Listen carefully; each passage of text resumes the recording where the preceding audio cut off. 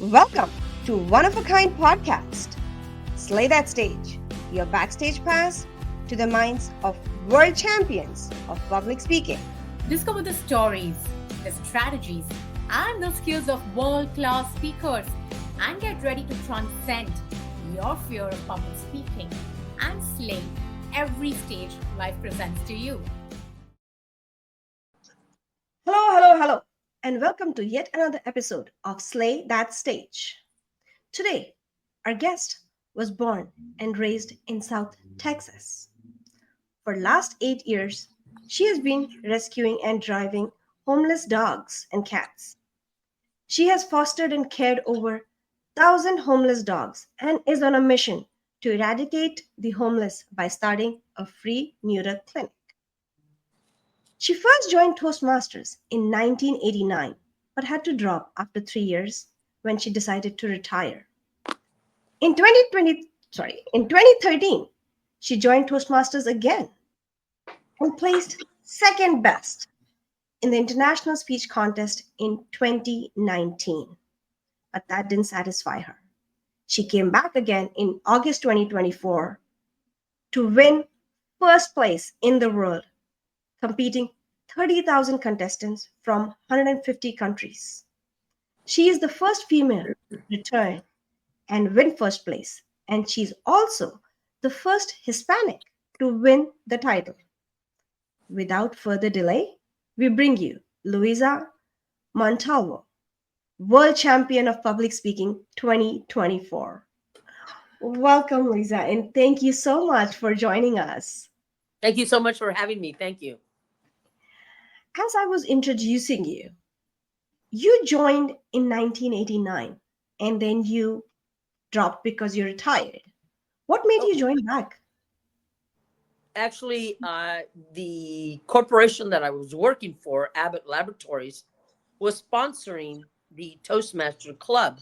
And after 3 years, they no longer sponsored it. I continued to work there until 2012. But I made the mistake, and I consider it a mistake. I did not go looking for another Toastmaster club there in Austin, Texas. And I feel I should have. Everything still worked out great, but I know I could have had a lot of lessons, techniques, knowledge of how to be a better public speaker. I probably maybe might have won this award earlier, but I'm very, very satisfied with the way things played out. So, 2013. But what made you compete in 2019, like 6 years? Or were you competing before as well? No, actually, in 2013, when I retired, I moved back home here in South Texas to be close to my mom. She lived 2 blocks away from me, and so she would walk to my house, or I would walk to her house, and we would spend a lot of time together. And I really cherished those last years with her. When I first moved here, I didn't have internet, so I said I needed to get to the library to go and run some copies and get on my email and check all that. And when I went to the library, right there on the front door was a huge, I want to say it was a yellow poster, and it said join Toastmasters. I went, oh my gosh, yes, I love Toastmasters so much. I thought, I'm retired, I'll be able to come to the meetings, I'll have a really good time. So I wound up walking into the meeting that they were having on Wednesday, and I signed up. That was in 2012 or 2013. And my mentor, Phyllis Allen, who is 94 years old, told me, she said, you need to start competing in the International Speech Contest. I don't think I'd ever heard of it or hadn't gotten serious about it. So I started competing in 2012, and went all the way up to 2019, which was 7 years later. But I competed every single year, and 6 times, 6 years in a row, I lost. I wouldn't even make it to district, or wouldn't even win at district. So I kept going back and kept going back and kept going back. And I remember 2019, I told my mentor, Phyllis, I said, if I don't win this year, that's it. I'm done. I'm not going to you know, apparently I'm not winning for a certain reason. So I'm just going to stop. And she said, well, the problem is you're not having fun. And I thought, wait, I'm not having fun? Phyllis, it's a contest. I like to joke now. I said it's a contest, not a con fun. So it's a Yeah. contest. So this is a test for me to be really good. But I took her advice, and I'm so glad she told me that. So in 2019, I got on stage and I said, I'm just going to have fun. And it doesn't matter if I win or lose. I'm already in the finals. I never thought I would make it to the finals, and I did. So when I got on stage and then I won second, I was like, oh my gosh, I should have been having fun all this time. So you just answered my next question because I have been competing ever since I joined Toastmasters about 3 years back. And my story is, as you said, you did no international speech contest. I delivered my icebreaker and then I delivered my next speech. And my evaluator said, have you considered international speech contest? And I was like, I didn't know such a thing exists. But naive as I was, I had no clue. That year we had humorous speech contest. And I thought that's international speech contest. And I competed there. And then you, as your mentor said, I reached to district few months into Toastmasters, but I was having fun. I had no clue what I was doing, but I was like, I'm enjoying it. I love telling my story. People are willing to listen. Why not? But then the following year, as you said, I took it way too seriously. I was like, oh my God, my full stops, my commas, my pauses, they're all very well rehearsed. I didn't feel that was me on the stage. And I think I went all the way to district, but I didn't place. Yep. Last year, however, was different because it was not having fun, but it was a message that I was very passionate about, mental health. So I was like, I don't care if I place or not. I'm going to go there, deliver my message, and hopefully it'll click with some people. I placed second. So I'm going back again this year. And that's why I asked when you went back all these years, along with having fun, was there any doubts where it's like, am I doing right? Should I be here? What was your thought process? Because a lot of people compete and go back and compete and go back. Well, that's a great question. And it all comes back, or it all goes back to how serious are you about winning? Is this something that you have on your bucket list to just compete in a contest? If it's just there to just compete, well, you can scratch it off your bucket list now because you've already done that. But if your goal is to win district, then you keep going and you have to ask yourself, how serious am I going to get about this? How dedicated, how much effort and time am I going to put into this? Because I will tell you one thing, every time that I would go to compete, I would make it to district and lose at district. But every time that I competed, I thought, this is it. This is the speech that's going to win. Yeah. And I would come home broken, defeated, unsure, and I would get upset with myself. And then I would say, you're either going to keep going or quit, which is what I'd said when they had interviewed me. They said, well, you kept going. I said, well, yes. I said, you can quit or you can keep going. They both hurt. So you might as well keep going, because to me, if I had quit, that meant all that time, all those years previously that I was trying to win, that was for nothing. Then I did all that for nothing. So I told myself, you have to keep going. And I am so competitive that I was willing to compete for the next 10 years and try to make it to the finals until I won. And luckily, I don't know if maybe they just got tired of me and said, okay, let's just let her win. We don't have to see her next year. But whatever it was, whatever the little equation was that was the way that I was able to win. I'm so grateful, and I'm so glad I kept at it, because I knew back in 2012, 2013, I said, I'm going for it till I win. I was very happy with second place, and I almost considered not trying to go for first because I was content with second place. But a lady in Puebla, Mexico convinced me. She said, you need to go for first place.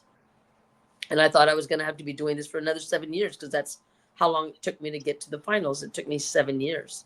Oh, wow. But it's a choice you have to make. It's a decision you have to make, and then how much effort. And that's with anything in your life, whether you want to lose weight, whether you're in a relationship, whether your family goals, your job, your speaking, whatever it is, you have to make up your mind.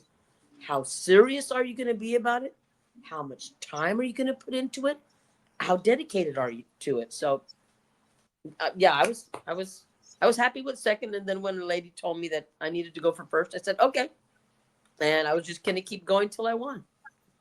So that brings me to my next question, because when I saw your 2019 speech and I saw your 2024, and I've seen a lot of people who've placed second and third, they just venture into a business of public speaking and they don't come back to competing stage.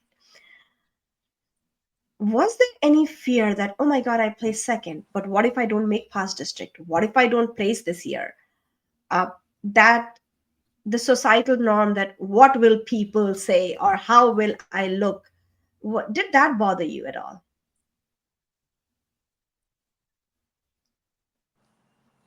I am so sorry, but I could not understand the question. You were breaking up. Could you Sorry. repeat that? Yes. So my question is, when you went 1 second and went back to compete again, were you nervous that what if I don't place this year?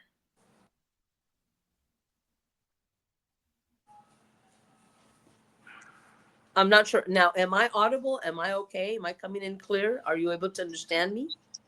Yes, I'm able to hear you clear.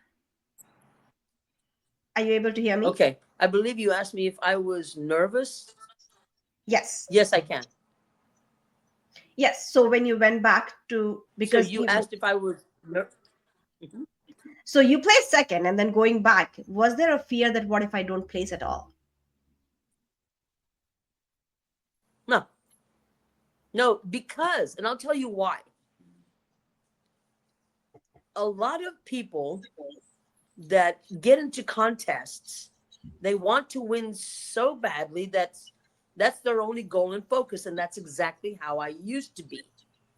So I thought, as I rolled off the stage this year after I gave my speech, in fact, I told my I was on the phone FaceTime with my best friend and my cousin, and I said, I'm going to be back next year because this speech is not going to win. And it's okay because I realized it wasn't so much about winning, it was competing that I loved. I just love competing so much. In fact, a gentleman told me, and it resonated. He said, winning isn't everything, but wanting to is. And so I thought, yes, I just love I'm a little sad that I can no longer compete because well now what am I going to do? Because I love to compete. Maybe you can coach people who are competing. They can gain from your wisdom. Yes, but that's not the same as getting on stage. So the good thing is now is I'm asked to do keynotes. So I'm excited about that. I'm going to be traveling and I'm going to be doing keynotes, and that's almost like competing. I can speak as long as I want, which is really good, and I won't get disqualified. And I can speak about anything that I want, and I can entertain. So that is what I think I really love to do. So I'm excited now about the next chapter. Because you are such a seasoned competitor and who's been having that experience for so many years, if and now the contest is starting again, if you were to give one piece of advice to the new contestants, what that would be?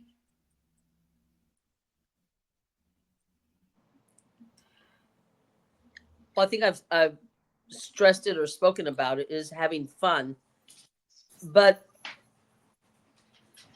if you don't win, don't take it so seriously. I know that's what I did. I took it really serious. And I think the first time that I made it to district, I think I came in third. And I thought my speech was better than first and second place. But the thing that I've learned, and I try to tell everybody this, any contestant, any new, old contestant, somebody that's done it 1,000 times, somebody that's never done it before. I want them to know that I am no better a speaker than you are. And I say that because I did 4 things to win. I said the right thing on the right day to the right judges at the right time. That's it. Right thing, right day to the right judges at the right time. In other words, any of my other speeches could have won, but they didn't. And it wasn't, I don't think it's luck. I don't think it's the professionalism. It's just all those things have to come together for you to be able to win. So if you're brand new and just starting on competing, sit back and enjoy the ride, because you're going to learn so many things about yourself on this journey. Some contestants, first year, second year in Toastmasters, and they're already in the finals. Yes. Here, I had been in Toastmasters 13 years, and it took me 7 years to get to the finals. So everybody's different. Sit back, enjoy the ride, have a great time. That's about all I can say. Yeah, my one takeaway was when I was sitting with Verity, and she said, growth. Don't focus on if you've gotten the trophy or not. Have you grown as a speaker? And that sat so well with me that Yeah. now every year when I go and I look at my last year's speech and compare it to this, and I'm like, have I grown as a speaker? And I'm like, hell yeah. Okay, let's move on. And that keeps me going. There you So go. that's that's a wonderful advice.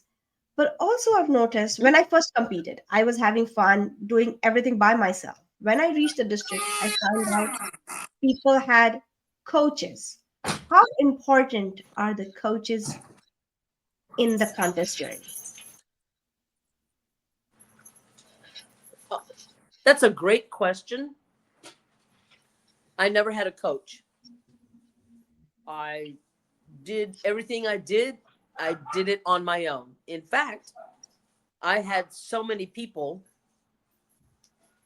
Toastmasters, tell me, you shouldn't talk about religion. Don't bring in God.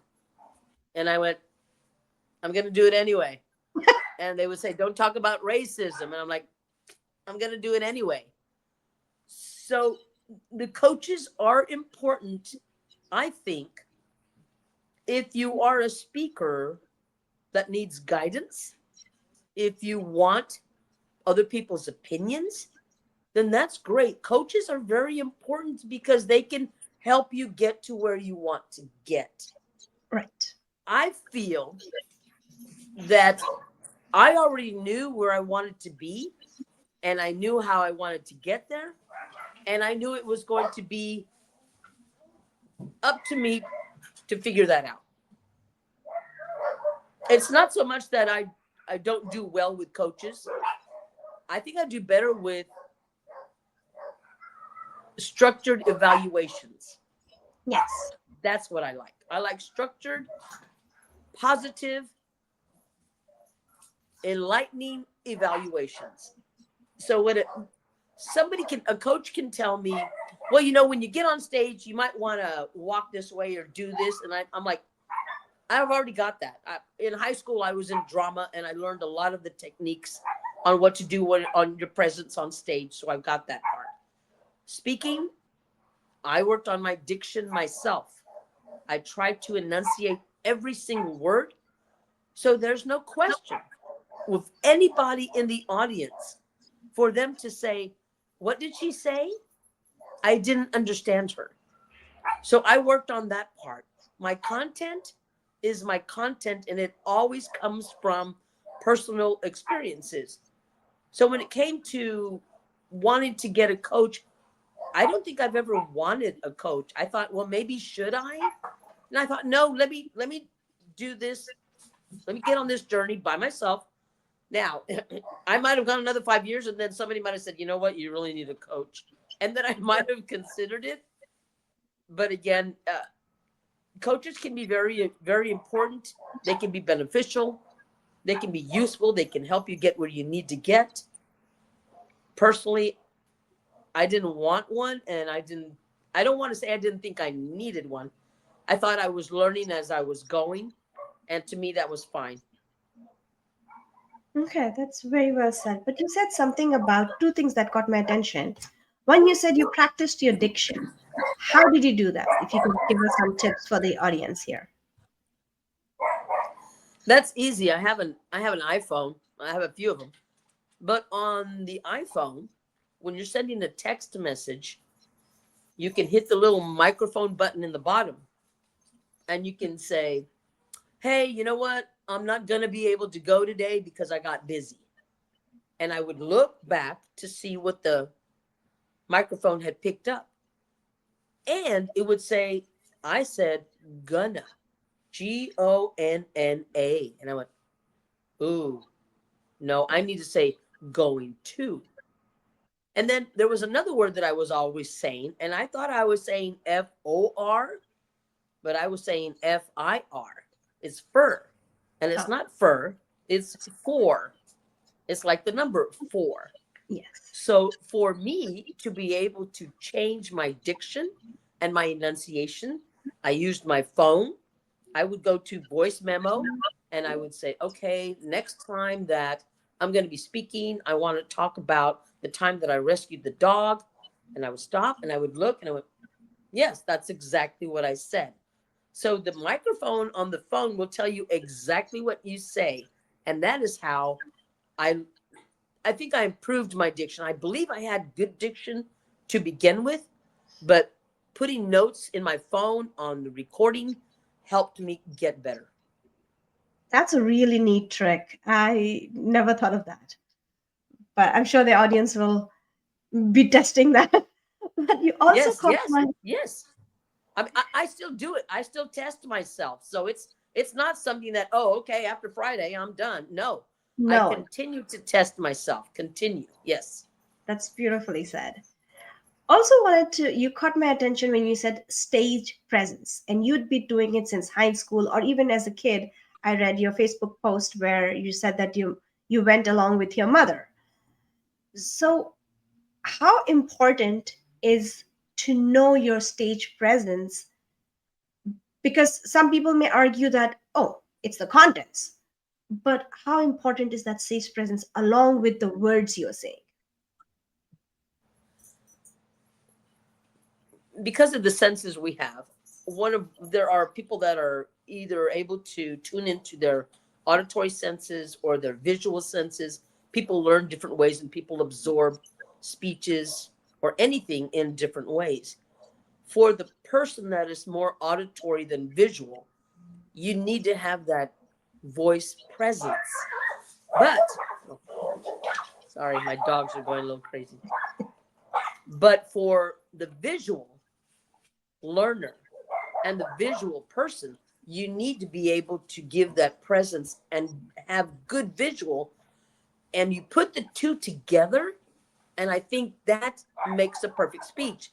I remember back, what, 5, 6, 7 years ago, we had the two manuals in Toastmasters. I don't think you were a member back then, but we had manuals, and the manuals had us practice on using props, visual aids, voice, timing, content. So it's a combination of everything. But because our two strongest senses when we're on stage are visual and audio, I think they need to work hand in hand to be able to give you the perfect speech. So they're both very important.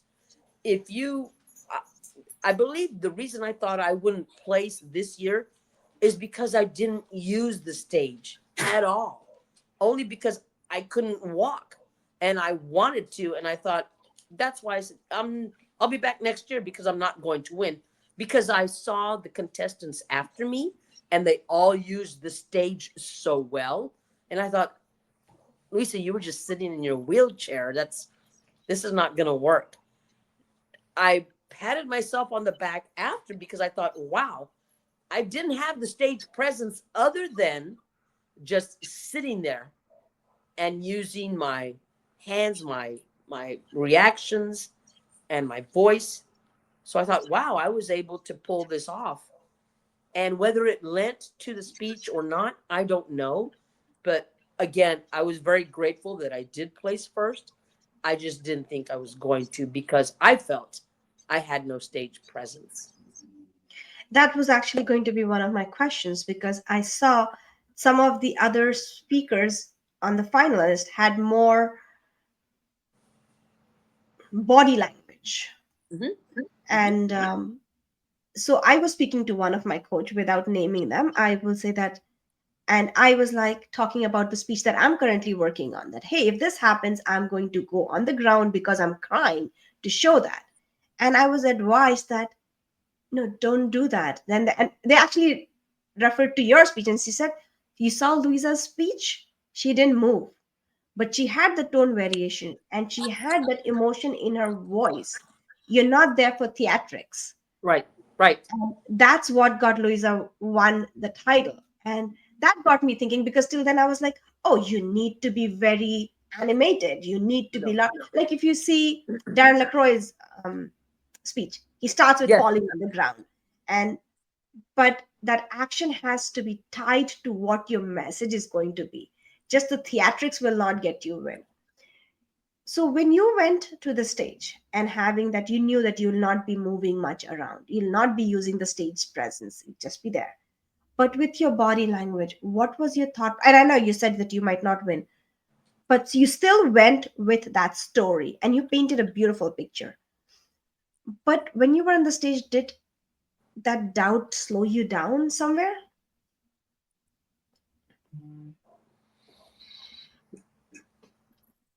the doubt didn't slow me down. I I didn't like the speech enough because I felt with just me sitting there, it wasn't going to be enough. And again, that morning, I wanted to change my speech, and they told me I couldn't.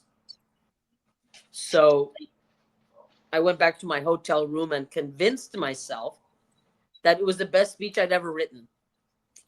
And with that, I practiced a few times there in my hotel room. Of course, I'm sitting. So I'm thinking anytime I say something, I'm going to have to use the only thing that I can use to me, which were facial expressions and my hands. So anytime I said something, it's like at the very beginning where I say my heart stopped beating for 6 minutes. My heart stopped beating. And I did this with my hand to emphasize my heart stopped beating. And then I went out wide with my hands and I said, best sleep ever. So I realized the only things that I was going to be able to utilize would be my facial expressions. And when the gentleman is telling me about his, oh, I'm getting married soon, I went, oh God, oh brother.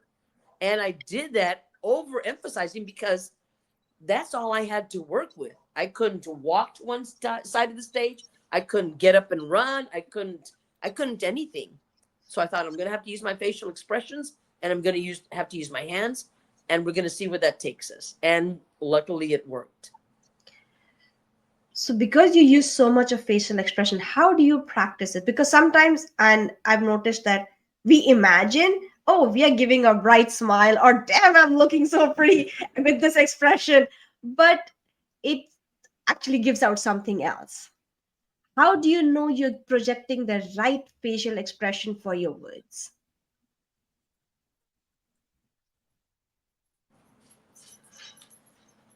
That's a great question. And I think it goes back to the style and the form that speeches are taking now. Because when you mentioned Darren LaCroix and he fell forward on stage, that was something new. It was something people hadn't seen. He was taking a risk. But because of that, now a lot of the speeches and speakers are more animated because they've seen somebody else do it. So now, oh, it's okay for us to do that.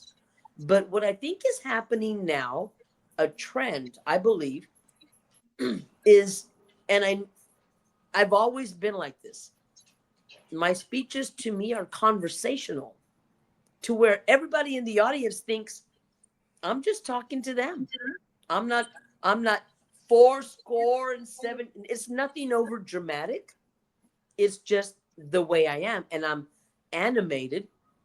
And I think that's what's helped me progress to the level that I progressed, because you have a lot of people that have to hire the coach and have to ask, what do I do here, and should I do this, and do I look to the left, do I look to the right? With me, most of the time, most of the time, I like to get on stage, and whatever I wind up doing is what I wind up doing, because it comes naturally to me. I don't have to practice it, and it doesn't look staged or rehearsed. So um, the whole thing, like I said, I believe we're going conversational now instead of more theatrics. I don't practice that much when it comes to those, because my whole face is animated to begin with, along with myself. I could understand where people, other contestants who would need to. Usually what you see me doing on stage is maybe the first, second, or third time I've done it, because I don't like to over practice it. I don't like for it to look too rehearsed, too mechanical. So probably didn't answer the question, but that's what I do. Something I've tried is I talk to my kids and I ask them if this is reflecting, or give it in front of the mirror, or someone had advised me, why don't you record yourself and see it? But what I'm trying to understand is you're telling me that this is your story, you go and take it. In other words, authenticity is so important to you. But when you take it to the Yes. stage, how much do you take the writer's liberty to fabricate, or how much of the authenticity you advise someone should bring to the stage? Because you cannot bring out raw emotions, as I heard someone say that don't use stage for therapy. So how much of authenticity is needed and how much you should hold back? That's a great question, and you're probably not going to like the answer that I have. It could be a totally different answer, and my answer could be completely wrong. But whatever you as the speaker are comfortable with, when it comes to your authenticity, that's how much you need. Because if you don't give as much, the audience sees that. And if you give too much and make yourself uncomfortable, the audience will also see that. So when it comes to authenticity, it's going to be an individual plan as to what are you comfortable with exposing, with raw emotions, raw feelings. That's up to the individual speaker. I think that's my opinion. I could Oh, be it's wrong. I'm not beautifully said. usually, but I could be wrong. No, not this one. I think this is absolutely correct, because some people have said, oh, bring 30%, 40%. And I'm like, that may agree or may not agree with somebody else. But how you said that what you are comfortable, take your comfort level to the stage. And I think that's very beautifully said.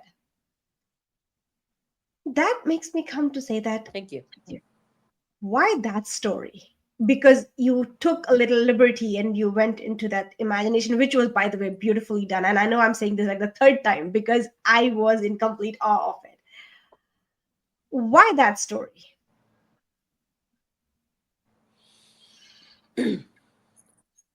The one thing that I insist I do every time I give a speech or a presentation is I must leave my audience with a message, whether it's usually on my self deprecation as an individual, as a person, as a human, mistakes I have made, and how I turn around and see my mistakes, and how I get upset with myself because a lot of the times I feel I should have reacted a different way to certain situations. But then again, I realize that I'm learning and I'm trying to be that better person.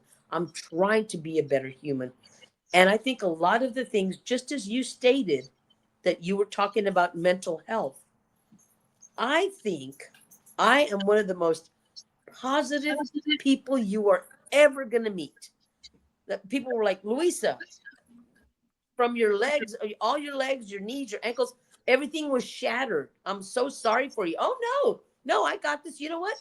I'm here in the hospital. I'm not having to clean in my house. I'm not having to take care of the dogs. For me, it's a vacation. And so I am always able to find that positive behind something tragic.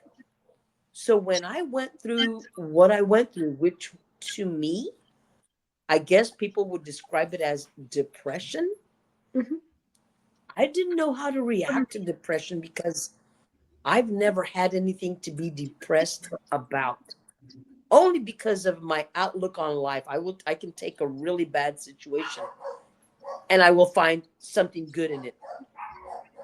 And I wanted to share that with my audience that look, we all might have a bout of depression.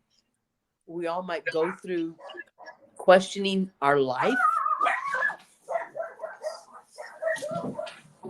So because of that, I wanted to share that with the audience, and that was very hard for me to do because it was emotional. I talked about crying. I don't think I ever would have wanted anybody to know that I was crying. So that's why I wanted to give that message. Beautifully said. I loved it. Second chances.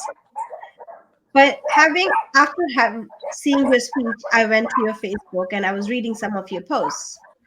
And the first being that where you talked about your mother. How, and especially nowadays, initially women were not so much in public speaking, and now you see more and more. Last 2 years, first, second, third has been females. Last year also all three ladies. This year also all three ladies. I mean, more power to us. How how do you describe your mother's contribution? Because of that post, I saw that she took you to places where you had a chance to speak in front of 200 plus people as a child. How important was her influence in you becoming a strong speaker? That's a great question. Thank you for bringing my mother up. The importance, and I try to mention this as often as I can. If you are a parent and have children, the sooner you start to get them in front of an audience to be able to speak or share a story or anything, just even interact in front of an audience, the benefits for the child when they grow up will be enormous because all the credit goes to my mother for exposing me to that and then me realizing that I loved doing it. Because if you might never know that you love tennis if you never pick up a racket or a racquetball. You might never know that you love to dance the ballet, if you're never exposed to it. So the mere fact that she gave me that opportunity and I realized I loved it, her contribution was everything. I could have never gotten in front of anybody and never spoke and never known that's something I was going to absolutely love. So I give her all the credit all the time. Very beautifully said. I think we owe our success to our parents in ways that we will not know. But that being said, I would like to bring our last guest who has left a question for you. Uh,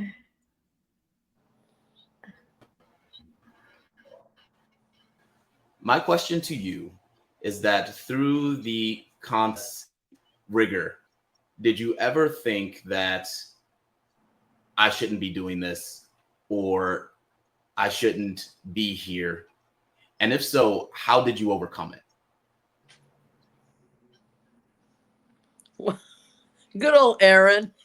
I love him. Should I, am I doing the wrong thing? Should I still be here? No, I I never thought that. I never felt that way. I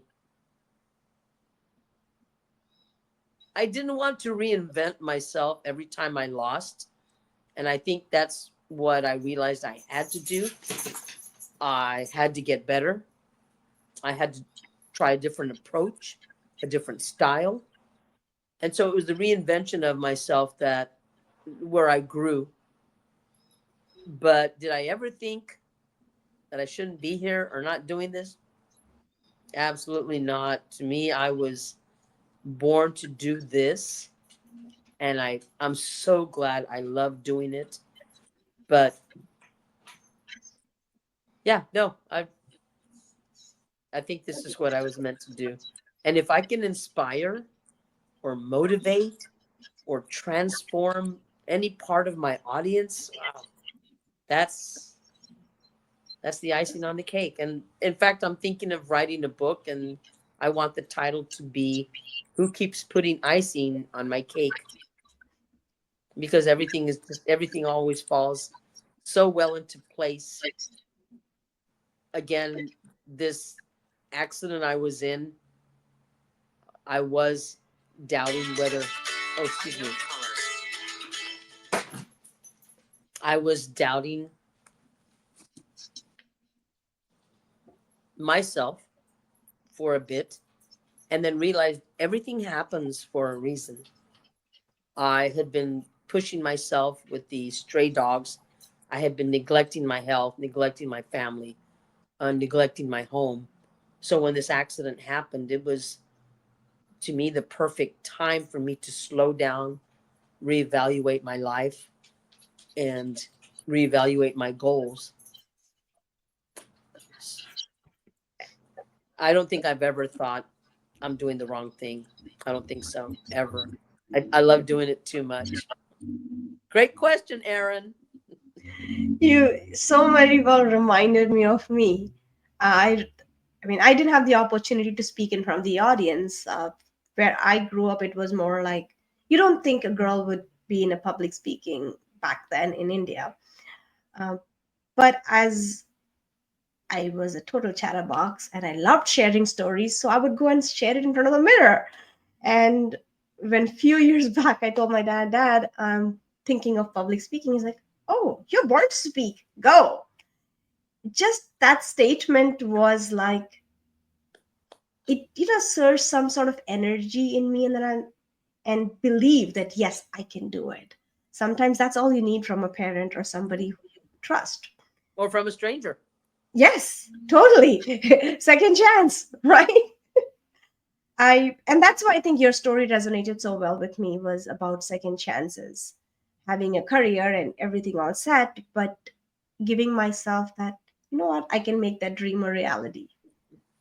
For me, that was just that realization was very huge, and I'm really really grateful for where I am. Good for Because you. doing what I do, I get to meet great speakers like yourself and get to learn from them and their journey, because what I've noticed is each one of you bring a special individual gem that somebody else doesn't have. You bring your uniqueness like a snowflake. You're all snowflakes, but you all bring your own uniqueness and your own shine. And I'm really blessed that I get to learn from everybody's experiences. Awesome. Awesome. I hope the audience learns too, and hopefully they enjoy what we share. Any parting thoughts you would want to leave for the audience? Just to reiterate that if you are a parent and you have a child, try to expose them to public speaking as soon as possible. Also, if you're a contestant or with anything in life, realize that nobody is better than anybody else. I just said the right thing at the right time on the right day to the right judges. And if anybody needs any tips or pointers or assistance or help, I view things differently. I don't see it as me being at the top of the mountain or being on top. I've made it to the top of a plateau. And if I can help anybody else by giving them a hand up so we can all be standing on the plateau, it doesn't have to be just one person on top. We can all be on top. We're all great in one way, shape, or form. And I'm here to help as many people as I can because this is such an amazing experience. And this is in anything in life. There doesn't have to be just one person at the top. We can all be there. Oh, I love that. I love that. We all can be on top. And once you are there, let's bring up the others. There you go. Exactly. On that note, signing off, Ayesha Hussain. Until next time.